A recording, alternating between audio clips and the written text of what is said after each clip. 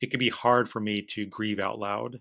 Like I like to like hold things in and deny, like denial, one of those stages of grief. I tend to like stay there for a long time personally.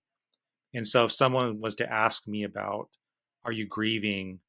I'd probably like, no, I'm not grieving. I'm just, I'd probably say something like, I don't know, having a hard time. I wouldn't use that language. I Mhm. it's sometimes hard for me to communicate that. I kind of shut down. I'm kind of curious, like, how do you work with somebody who you can see like symptoms of grief, like you can see you know they're experiencing grief, and but how do you maybe approach somebody who's maybe in that denial stage or really shut down? So sometimes, well, always, we should meet the client where they're at, right? And if they're not ready to discuss it in those terms, that's fine.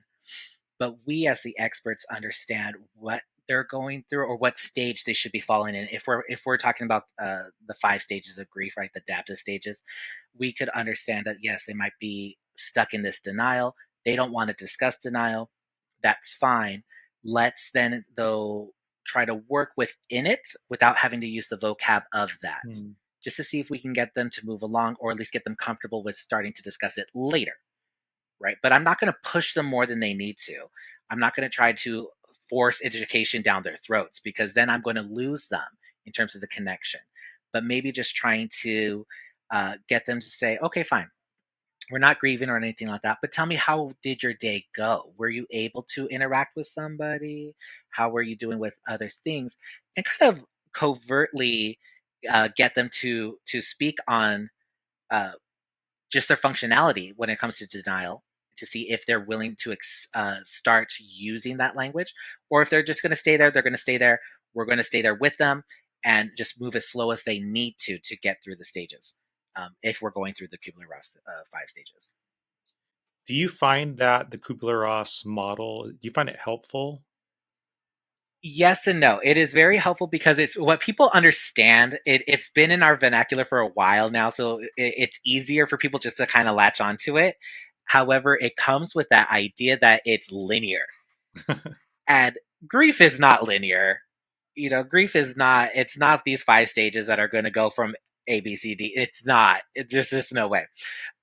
So it is helpful because it's clean, it's easy to grasp. However, as the professionals, we have to tell people, listen, it doesn't always go in this order and it doesn't always just hit once. Sometimes it's going to start back over. Sometimes it's going to repeat itself. Sometimes you're going to get stuck in it for a while. And that's okay. And that's fine. And grieving doesn't look the same to any two people for any situation. And that's okay. Um, but it is nice because it's easier to explain to individuals. It's more digestible, and sometimes that's just what we need. We just need them to latch onto something so they have a character to carry with them, so they understand what they're going through. Yeah, I think the very first time I was exposed to that model was I think like probably undergrad and like learning about denial, anger, bargaining. And I thought it was like, oh, that's the way it works, Jacob. I Hmm. thought, oh, you go through denial, then it's anger, and you kind of work through these stages. Then you get to acceptance, and then you're done.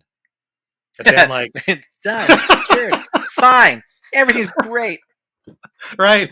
But then like anybody who's gone through loss and grief, you're like, no, you're not, you're just never done. Yeah, there's no such thing as this idea like, okay, well, now I get to just go out through my day and that'll never affect me ever again. No.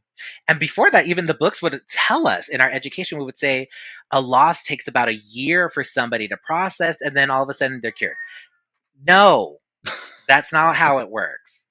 Even some losses could be sooner than a year, some losses could be way prolonged, right? And so we get into the idea of complicated grief, and then it's even more prolonged, and it becomes pathologized at that point. It becomes a disease or an illness. Um, but grieving is normal, right? And there's no wrong way to grieve until it affects your functioning.